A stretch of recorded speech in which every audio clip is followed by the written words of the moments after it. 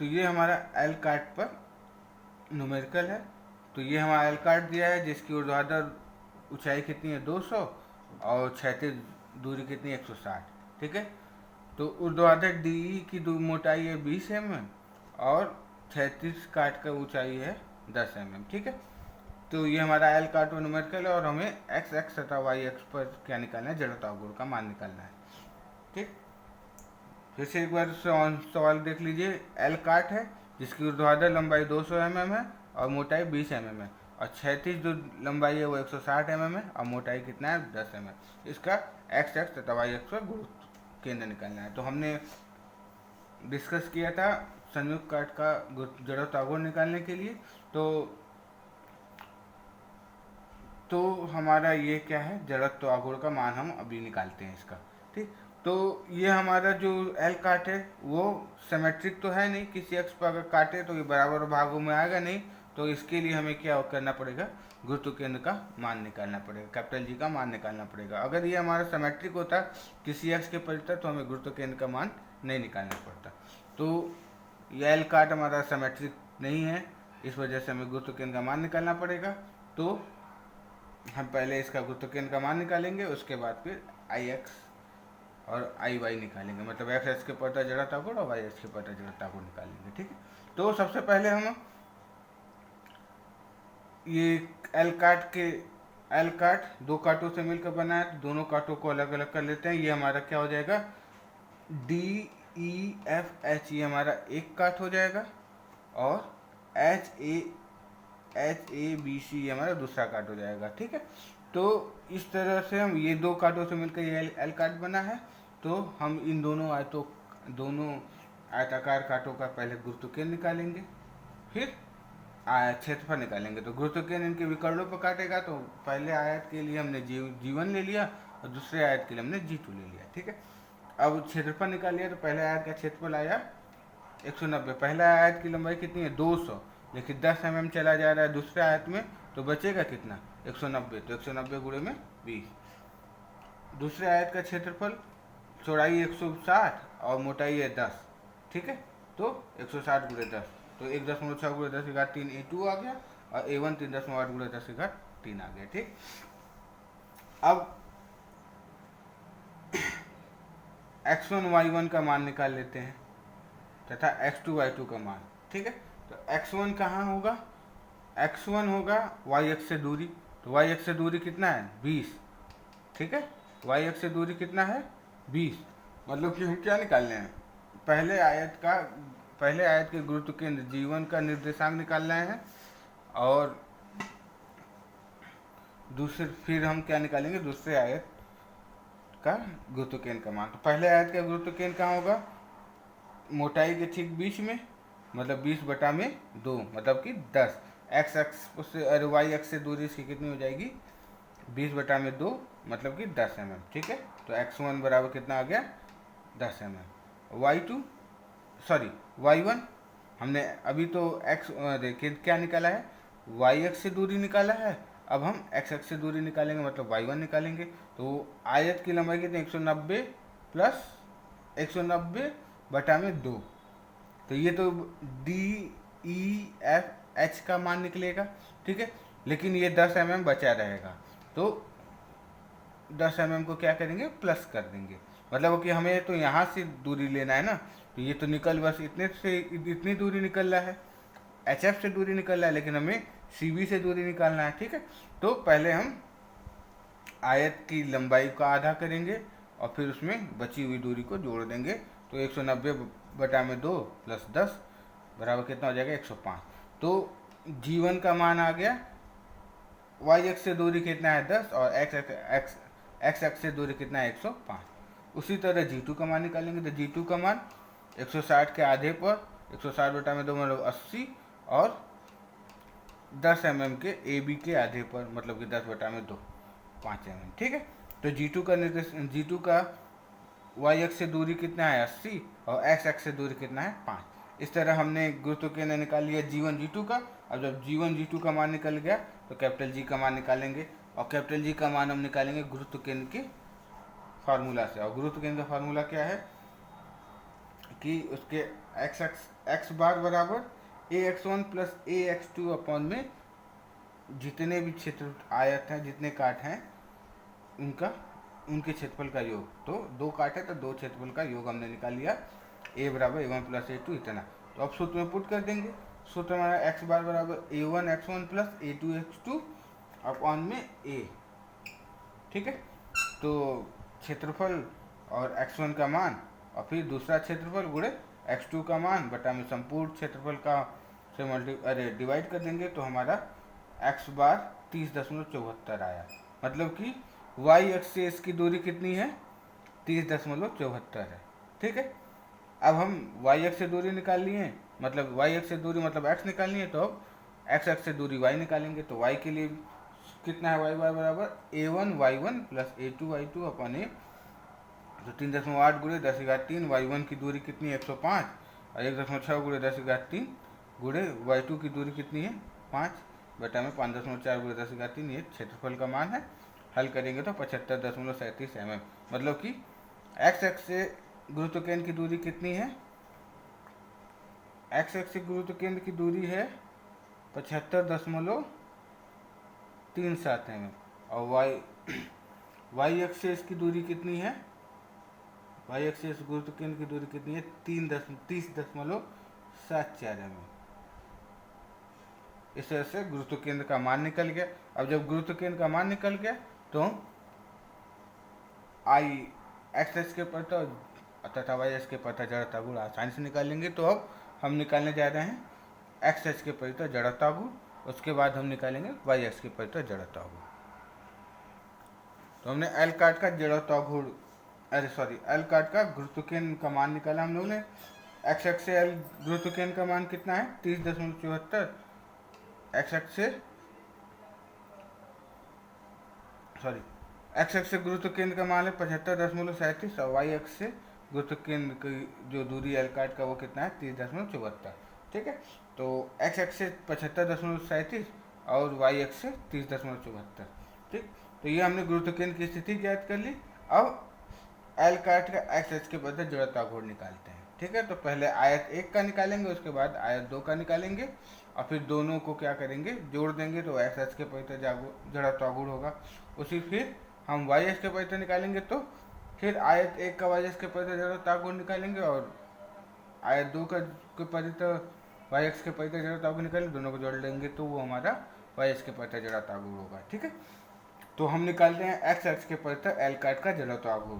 तो सबसे पहले आयत 1 का एक्स एक्स के परिता जड़ता गुण निकालते हैं। तो आयत 1 का पहले गुरुत्व केंद्र से होकर जाने वाले एक्स के परिता जड़ता गुण निकालेंगे। तो इसका हमारे पास है BDQ/12। तो B इसका कितना है 20, तो 20 हो गया। D कितना है 190, ठीक है। D कितना है 190, आयत 1 का D 190, 20 गुणे में 190 का क्यूब बटा में 12 हल करने पर आया 11.43 गुणे 10⁶ mm के पावर 4, ठीक है। तो गुरुत्व केंद्र का हमने आयत 1 के गुरुत्व केंद्र से होकर आयत 1 के गुरुत्व केंद्र से होकर जाने वाली अक्ष के परिता जड़ता गुण हमने निकाल लिया। अब आयत 1 का एक्स अक्ष के परिता जड़ता गुण निकालेंगे। तो इससे जो ये गुरुत्व अक्ष से जा रहा है वो इस एक्स अक्ष के समांतर है, तो समांतर इसका प्रमेय लगा देंगे। तो समांतर इसका प्रमेय क्या होगा, एक्स एच के परिता जड़ता गुण बराबर गुरुत्व केंद्र, मतलब कि जो काट निकाल जिस काट का गुरुत्व केंद्र से होकर जाने वाले अक्ष के परिता जड़ता गुण, तो हमने क्या निकाला उसका 11.43 गुणे 10⁶ प्लस उस सेक्शन उस काट का क्षेत्रफल इंटू में गुरुत्व केंद्र से उस काट के गुरुत्व केंद्र की बीच की दूरी, तो वो होगा R1 स्क्वायर, ठीक है। तो R1 का मान हमें निकालना पड़ेगा। तो R1 का मान कितना, Y1 का मान कितना है हमारा 105 हमारा Y1 का मान यहाँ से, ठीक है। यहाँ से Y1 का मान हमारा कितना 105 और Y बार का मान हमारा कितना निकला है, ये दूरी है 105, ठीक। ये दूरी यहाँ से यहाँ तक 105 है, यहाँ से यहाँ तक 105 दूरी है और यहाँ तक 75 दूरी है, तो ये दूरी कितनी बचेगी, ठीक है। यहाँ से यहाँ तक दूरी फिर से देख लीजिए, यहाँ से यहाँ तक की दूरी है 105, हमने निकाला है y1, ठीक। और y बार का मान यहाँ से यहाँ तक की दूरी है 75.37, तो ये दूरी कितनी, ये दूरी 105 में से 75.37 को घटा देंगे तो आएगा 26.37 mm, ठीक है। तो हमें क्या ये दूरी चाहिए ना, तो ये दूरी हमें पता है 105, यहाँ से ये निकाले हम, ठीक है 105, और ये दूरी हमने निकाले गुरुत्वाकर्षण की स्थिति 75.37 घटा दिया तो आ गया, ठीक। फिर हम इसका मान रख देंगे इसमें समांतर रेखा के प्रमेय में, तो IG का मान आया था 11.43, तो 11.43 गुणे 10⁻6 प्लस A का मान 3.8 गुणे 10⁻3 और गुणे दूरी कितना हम लोग 29.63 का स्क्वायर कर दिया, तो ये हमारा जीवन का एक्स के प्रति जड़ता गुण हो गया, ठीक है। इसी तरह अब आयत, अब दूसरे आयत के लिए, आयत 2 के लिए, अब आयत 2 के लिए पहले आयत 2 के गुरुत्व केंद्र का मान, गुरुत्व केंद्र के एच से, गुरुत्व केंद्र से होकर जाने वाले एच के पहले जड़ता को निकालेंगे, तो B D Q upon 12, B कितना 160, डी है 10, तो 160 गुणे 10⁻3 बटा में 12, इसको हल करने में 1.33 गुणे 10⁻4 आया। फिर ये जी से जो अक्ष जा रहा है वह एक्स अक्ष के समांतर होगा, तो एक्स अक्ष के समांतर होगा तो समांतर अक्ष के प्रमेय से आई एक्स टू बराबर I G two plus A two R two का स्क्वायर, तो आर टू का मान निकालेंगे, तो आर टू का मान मतलब कि हमें क्या, कौन दूरी चाहिए, ये दूरी चाहिए, कौन दूरी चाहिए, ये दूरी चाहिए, तो ये दूरी पता है और ये दूरी पता है, इसमें से ये दूरी घटा देंगे तो ये दूरी निकल जाएगी, ठीक। मतलब कि y बार पता है और y2 पता है, y बार पता है, y बार यहाँ से, ठीक है, y बार यहाँ से और y2 पता है यहाँ से, तो y बार माइनस y2 कर देंगे तो ये दूरी निकल जाएगी, ठीक है। तो वो दूरी घटाने में कितना आ गया 70.37, रखने पर मान आ गया x2, ठीक है।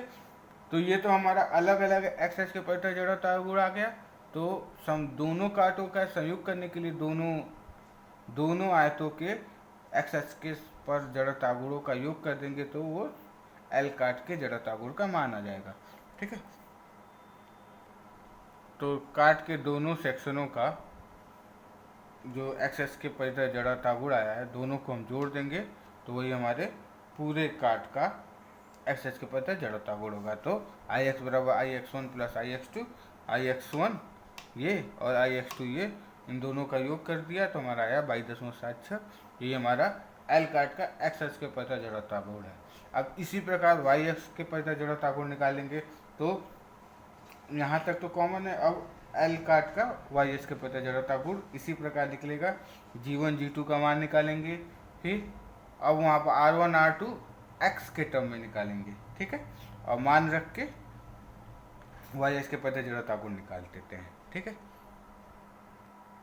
तो एल काट का वाई एस के पता जड़ता गुण अब निकाल रहे हैं, ठीक है। इससे पहले हम लोग एल काट का एक्स के पता जड़ता गुण निकाल लिया था, अब वाई एस के पता निकाल रहे हैं। सेम काम करना है इसमें भी, इसमें वाई एस के पैसे जो आयत एक है इसका जीवन का मान निकाल लेंगे, तो जीवन का मान हो जाएगा बी डी क्यू। अब वाई एक्स के पैसे हमें वाई एक्स के पैसे मतलब अब सी डी के अकॉर्डिंग देखना है सीधा सीधा, तो इसके लिए मोटाई ये हो जाए, चौड़ाई ये हो जाएगी और मोटाई ये हो जाएगी, और गुरुत्व केंद्र को होती है चौड़ाई गुणे में मोटाई का क्यू बटा में 12। तो अब डी सी हमारा क्या हो जाएगा, चौड़ाई हो जाएगी, तो सॉरी डी एच हमारा क्या हो जाएगा चौड़ाई, तो डी एच कितना है 190, ठीक है, डी सी 100 है तो डी एच का मान 200, डी सी 200 है और डी एच का मान निकाल लेंगे तो 200 माइनस 10 करेंगे तो 190 आएगा, तो डी एच का मान कितना हो जाएगा 190, और मोटाई कितनी है 20, 190 गुणे 20 गुण के पावर क्यू, अब 112, तो हल करने पर आ जाएगा 1.6, ठीक है। तो जी एच जी एस से जो रेखा जा रही है जीवन अक्ष से, उसके पर उस जड़ा तावर कितना हो जाएगा, आई जीवन बराबर 190 गुणे 20 के पावर क्यू अपॉन 12, हल करने पे 1.6 गुणे 10⁵ mm के पावर 4 होगा। अब ये जीवन से जो रेखा ये है, तो ये वाई एच के समांतर है, तो वाई एच के समांतर एक्स का प्रमेय लगा देंगे, तो आई वाई वन बराबर I G one plus A one R one का स्क्वायर।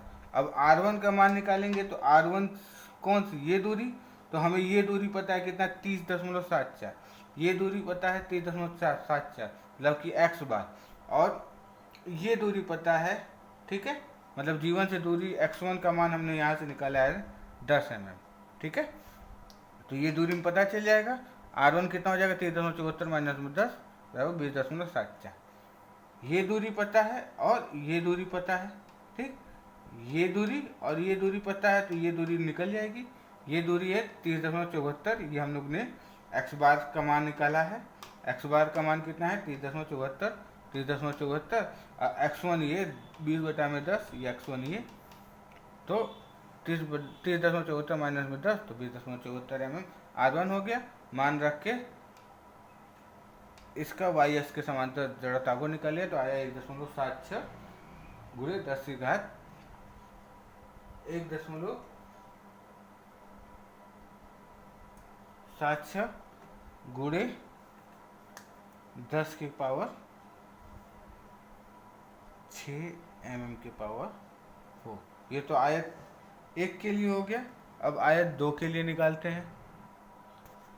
अब आयत 2 का G2 से होकर जाने वाली रेखा पर जड़ा तावर कितना हो जाएगा, आई G2 या बी डी क्यू, ठीक है, मतलब अब इसकी चौड़ाई कितनी हो जाएगी, b 10 mm, और मोटाई कितनी हो जाएगी 160 mm। जब हम इसको y अक्ष पर घुमाएंगे तो ये मोटाई हो जाएगी, ये चौड़ाई हो जाएगी, तो b कितना हो जाएगा 10 और d कितना हो जाएगा 160 का क्यूब बटा में 12, ये हो जाएगा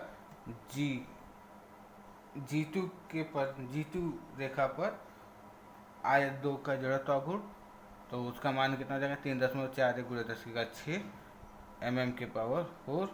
फिर वाई एस के जो जीवन निकला है, जीवन रेखा निकला है, वो वाई एस के समांतर है, तो वाई एस के समांतर जड़त्व आघूर्ण निकाल लिया, आई वाई टू बराबर I G two plus A two R two का स्क्वायर, ठीक है, तो आई जी टू का मान निकल गया, ए टू का मान हमारा निकला है 1.6 गुणे 10⁻3, आर टू का मान निकालना है, तो आर टू का मान कितना हो जाएगा, एक्स बार का मान कितना है, एक्स बार